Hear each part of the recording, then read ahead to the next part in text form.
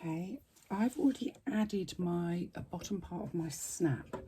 Now I'm not gonna show you how to add a snap. I've put two videos on of how to add metal snaps, two different sorts of metal snaps. You could also use the plastic cam snaps. But there are so many different sorts of snaps out there. You need to follow the manufacturer's instructions.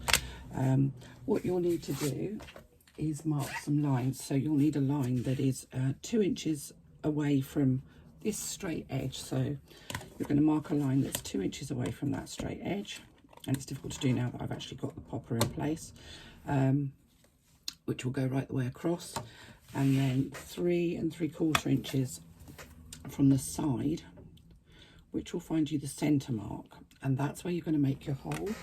I mean, I use one of these to make my hole. You can use a punch, a screw punch, whatever suits you, to make your hole and fit your snap according to the manufacturer's instructions. Now, what I will say is that you're fitting the bottom half of the snap, so not the side with the sort of dome on it. If you've got metal snaps, the dome side is going to be going on the flap, and you'll have to ignore the fact that I've decorated this one because I'm fed up with doing plain ones, so I've just done a bit of extra on this one. But that's the flap that's the part of the snap that you're going to put on. So we are now going to look at our zipper pocket. So we're going to do some lines, mark some lines on our panel, and I've actually already marked them. The first line is 5.5 inches away from the straight edge, so not the edge with the shapes on it, and you're going to go right the way across your panel. The second line is 1/4 inch further down, so 5 3/4 inches from the straight edge. Then I've made marks that are 3/4 of an inch in from either side. So effectively, what I'm giving myself is that rectangle that one usually has for a zipper pocket. So we're going to have a raw edge zipper pocket here.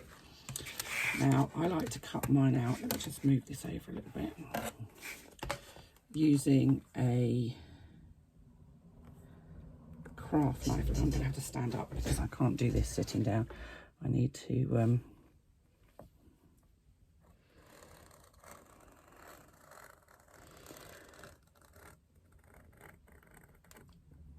get the right angle on it so that I can actually, yeah, that's cut all the way through.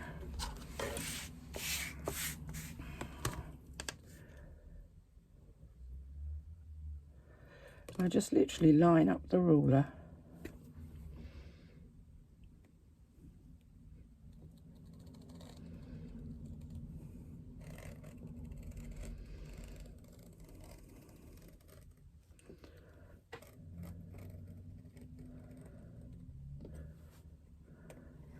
going back down to make sure there's no fibres that have got caught.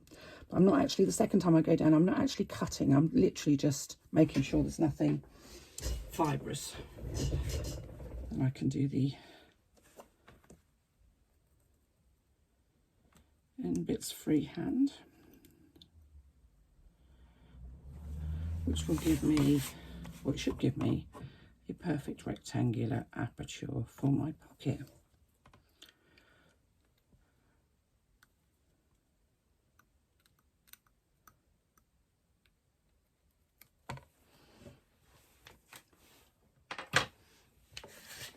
If you have any little fibres that are just showing at the edge of your pocket, you can trim them off with a pair of scissors. You can use fray check on the back. It really depends what the back of your faux leather is. This is a kind of almost like a knitted back on it. This is chieftain faux leather, so it's a good quality, thicker, almost sort of marine quality. It's definitely upholstery grade quality, designed for upholstery. And most of the chieftain that I've got, not all, has this sort of slightly knitted cotton back. I just like to just remove any of the extra little fibres that appear from the backing. And you can go across that with some fray check or a little bit of fabric glue or or some leather edge paint if you wanted to. That will seal it and stop it from becoming fibrous. It doesn't, it's not a major issue, and it's just tiny little fibres that just annoy me. So I now have that lovely rectangular aperture. So having got my rectangle, let me just move those bits out of the way. Now I have my 2 pocket linings, and my zipper. And what I'm going to do is, with one of my pocket linings, these have both been interfaced with a woven fusible interfacing. I'm going to take my zipper and I'm going to lay it right side up on the top edge, so on the long top straight edge of my zipper lining panel, of my pocket lining panel. And then I'm going to stitch that in place using a scant 1/4 inch seam allowance. Scant 1/4 inch is just less than 1/4 inch.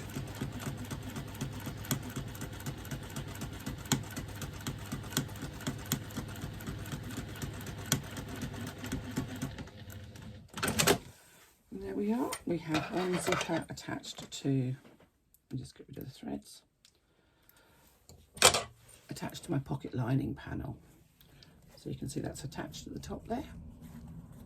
So I'm going to take my second lining panel, and with the first one where I've attached the zipper, I'm just going to unfold that zipper from the top there. So I'm just literally pulling it out from the top, and I'm going to lay the zipper along the top edge of the second lining panel, making sure that the sides match up perfectly. Now I know the bottom won't match up, that's fine, but the sides should match up perfectly. Now you can clip it in place if you want to. I generally don't, I just go bold. I find zippers are a lot easier to do when I don't clip them, or worse still, use double-sided tape, which is a very common thing. A lot of people like to use double-sided tape. It doesn't do me any favours at all. I like to be able to hold on to my zipper, I like to be able to move it if I need to, and double-sided tape I just find I make a terrible mess with, and I just don't think I get a decent zipper with double-sided tape. So now I've attached both sides of my zipper, so my zipper's now kind of sandwiched between my linings. And what I'm going to do is I'm just going to trim off those end pieces, those long bits, and I'm going to take this to the ironing board. I haven't actually got my iron with me. I've left it on my table, and I'm going to iron that and press that out so that the seam allowances on the side of the zipper are sitting flat. So I'll come back to you once I've done that.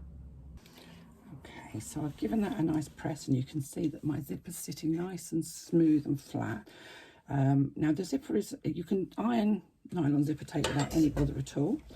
What I'm going to do is I'm just going to do a couple of stitches across the end of the zipper on this end, because I'm going to remove that little metal end piece, because when I'm doing my stitching around my zipper, because this is a fairly short zipper, I don't want to, again, no scissors. Let's find the scissors.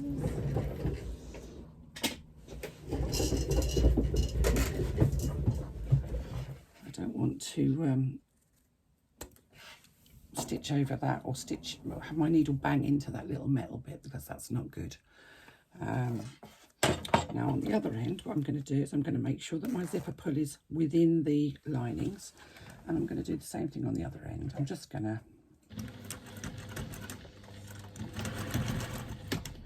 do a couple of stitches to hold those zipper pieces in place. I'm just going to remove the excess zipper. You don't actually have to do that at this point, you can do it afterwards if you want to, but I just find it so, I like to do it now. And get rid of everything. So I have my 2 pocket linings with my zipper in the centre and the seam allowances pressed open. So I'm going to lay that on my table, and my body is here, and I'm laying this on my table with the closed zipper towards the left. Now I'm right-handed, so this is how I want to do it for me.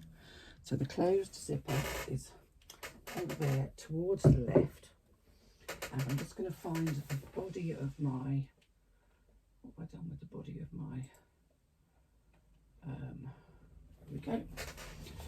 the body of my wallet. So I'm going to lay my wallet main panel, the exterior panel, over the top of my zipper, and I'm doing it so that the curvy edges are towards my body, and the other sort of straight edge, if you've got it square, then square. If not, if you've got the little curves on it, then curves, are away from my body. And I'm not moving that zipper at all. So the zipper is now still closing towards the left. Now, if you're a left-hander, do it the other way around. So turn that way and have it so that the zipper closes towards the right. It's very much a personal preference. Obviously, if you're a left-hander, you want things to go left-handed. Now, what you should have is a tiny, tiny allowance on either side with the zipper in the middle. You can see there's just a tiny little gap on both sides, and that's fine. That's exactly how you want it to be. So you want your zipper teeth to sit centrally in that rectangular aperture that you've made. And if you really want to use a bit of double-sided tape or a bit of glue to hold it in place, then please do so. It's just not something that I generally do. So you will now need your zipper foot.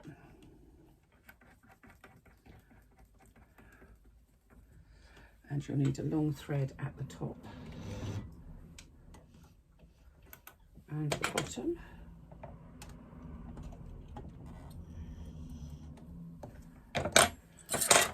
Let me get rid of some of these clips,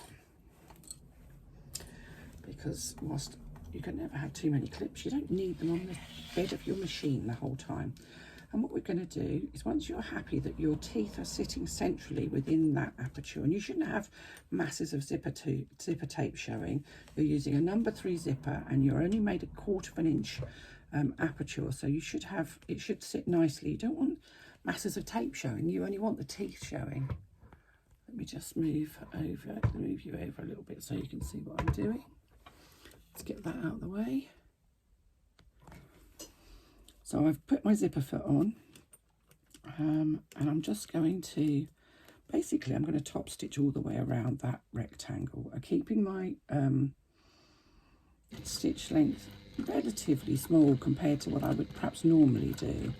I would normally top stitch at a 4, but because we've used a slightly smaller stitch length for the top stitching on our card slots and what have you, I don't want to change the length of my stitch for this bit. So I'm still using just over 3.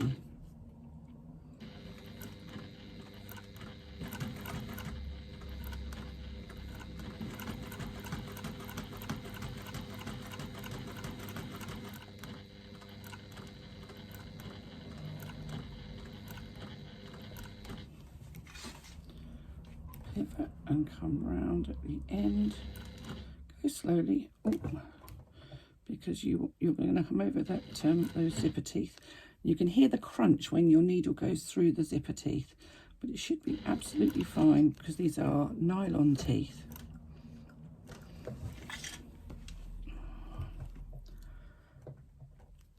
And then we're going to come back along the bottom edge of our zipper.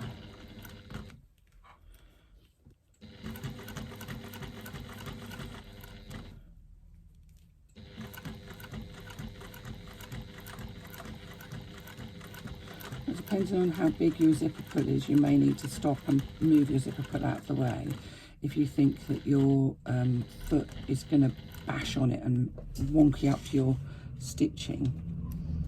And that does happen sometimes, it's a bit annoying.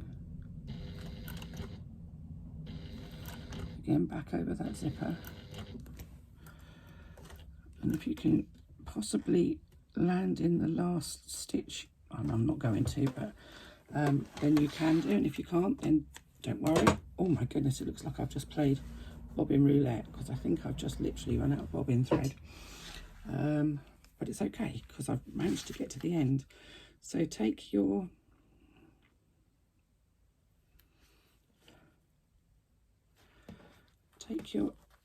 ends from the front of your work through to the back, You know how to do this now. This isn't complicated, but it makes such a difference to the final finished look, because you can't tell where you've started and finished your stitching. You can only see the stitching.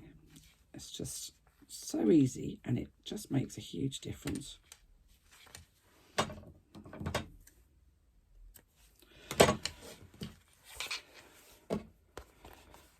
So you can kind of get the impression now.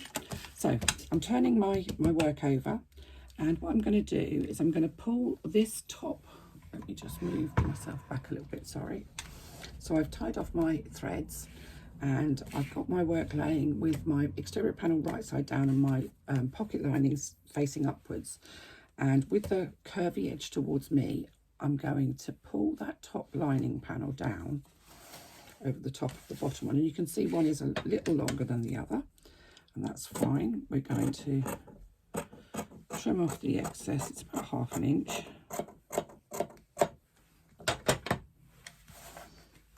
And everything's hunky-dory there. Now, without moving those pocket linings, so we're not going to make them move up that way, let's just turn it over. And what we're going to do is we're going to lift up the side of our exterior panel to expose the pocket linings underneath. And we're going to stitch at 3/8 of an inch seam allowance from the top. And I'm just back stitching a couple of stitches to secure my stitching. And I just told you that I didn't have any bobbin thread, so why didn't I just put a bobbin in? Because I just didn't. Okay, let's see what I've got in my pot of horrors. I think I might have to actually just fill the bobbin. Be done with it, Christine. Banana. See? Just goes to show how often you say stuff and then you just don't take any notice of what you're doing. So I'm just going to fill my bobbin, so excuse the noise.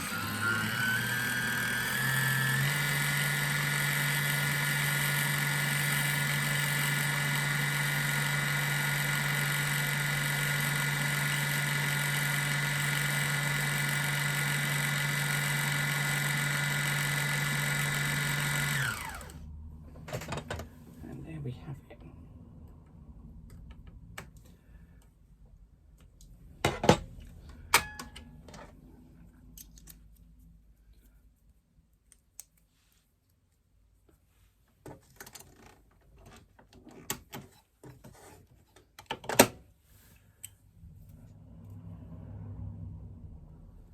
Rethread the machine.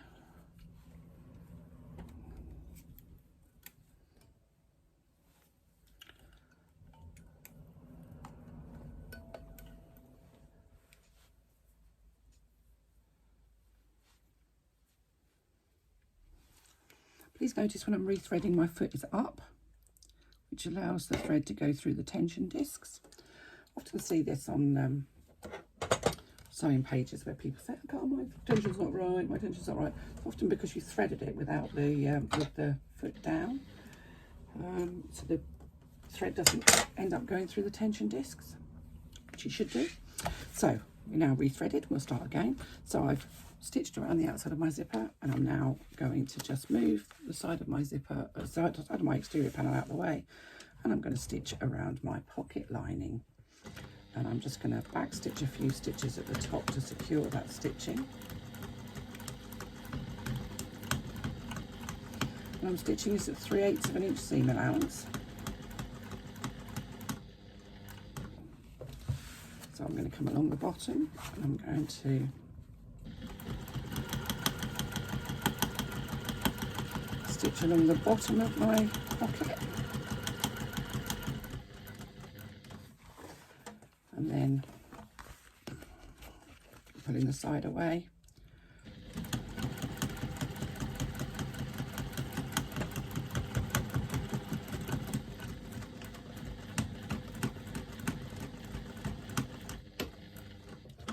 Stitching at the side. So what I've done effectively, let's just get rid of those. is completely enclosed my pocket. So I've stitched all the way around the outside. And what I'm going to do is I'm going to trim that seam allowance on that pocket down to about half of what it is now.